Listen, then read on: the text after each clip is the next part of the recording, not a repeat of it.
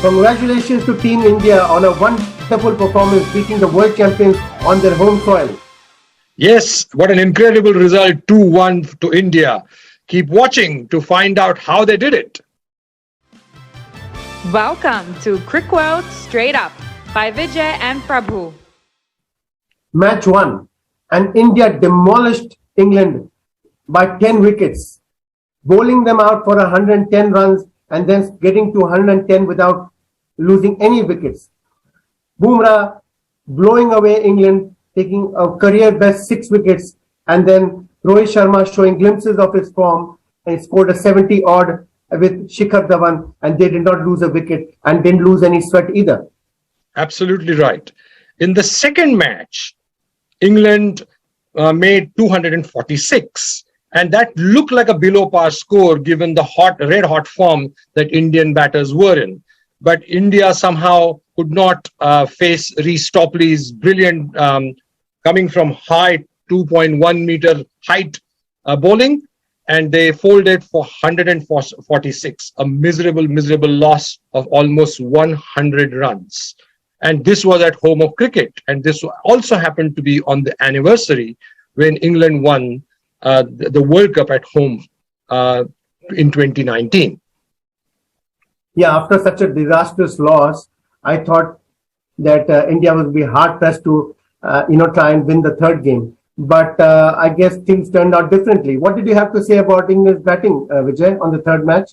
Yes, so England batting had a similar kind of start. They collapsed except for Jason Roy, who kind of held the innings for a while. What an incredible difference 1 week makes. Johnny Bairstow, who was and even for that matter, Joe Root, and we were, waxing lyricals about them in the test series. Both of them failed miserably throughout these 3 matches. Now, in the third match, both of them got Johnny Bairstow and Joe Root got out for third ball 0 for both of them, which kind of set the tone for them. And they somehow managed 259 in this case. And India bowled brilliantly, as you rightly said. So it looked like a below par score, but you never knew because India had not fared well in the second match, right? Yes, India had a disaster start in losing a few good wickets, and we had Pant and Hardik Pandya at the crease. Pant had shown indifferent form in the ODIs, but he played brilliantly. 125 not out and a huge partnership with Hardik Pandya, who hit 71 and steered India to a very convincing 5-wicket victory with 42 balls to spare. They gave England absolutely no chance once they came together. Correct. Now, if you look at this was actually coming of age innings for Pant from where I stand. I saw whatever little match I saw, and I remember we were texting each other and saying how miserable India is faring. The first 3 wickets fell pretty cheaply. Again, Reece Topley came to party. You blew away Sharma, Dhawan, and even Virat Kohli for that matter. And India were looking down the barrel. At one point, they were 72 for 4. And somehow, this brilliance of Pant and Hardik Pandya, I would actually put more emphasis on Hardik Pandya. What is your take on this? Yeah, he bowled brilliantly to take 4 wickets, and he's just carried on his brilliant form from the T20s, and he's become really, really important. Shows how much we missed him last year in the T20 World Cup. That's right. He made 70 odd runs in magic 55 balls, 77, I think. Now, most importantly, he was given as much leeway and batting by Pant, and that's where the maturity of a young man, maybe 23, 24 years old, that kind of came to fore in this particular inning. So he's been now making a habit to actually score runs when India needs them most.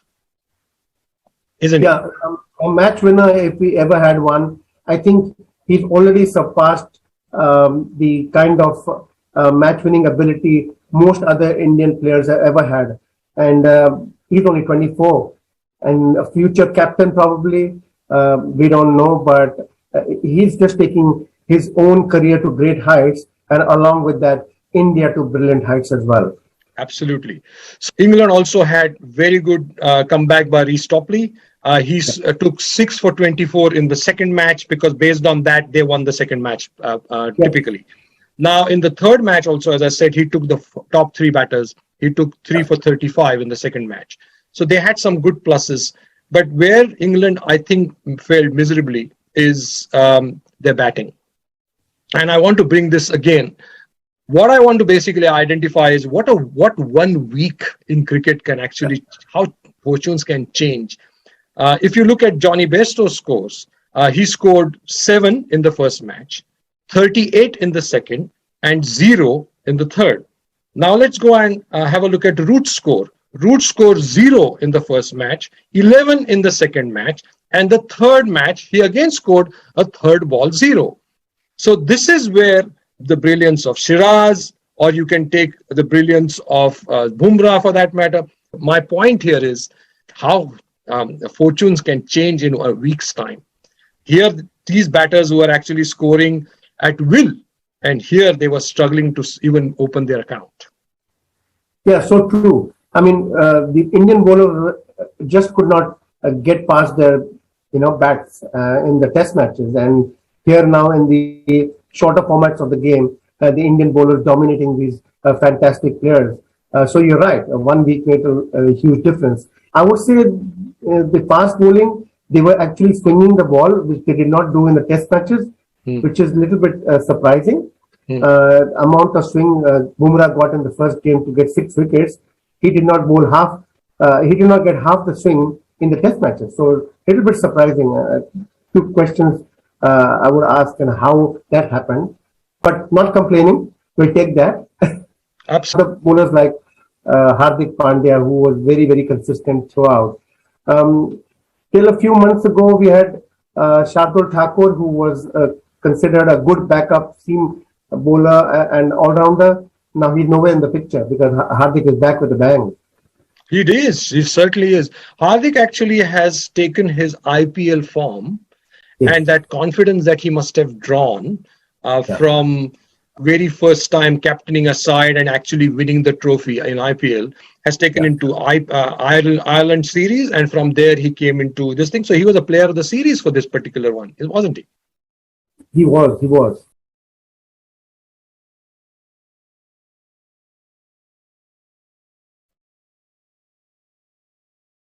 Now on to the West Indies on Friday. They start another tour with one-days and T20s. So exciting times ahead for all cricket fans, and we will continue to bring you the coverage for those games as well.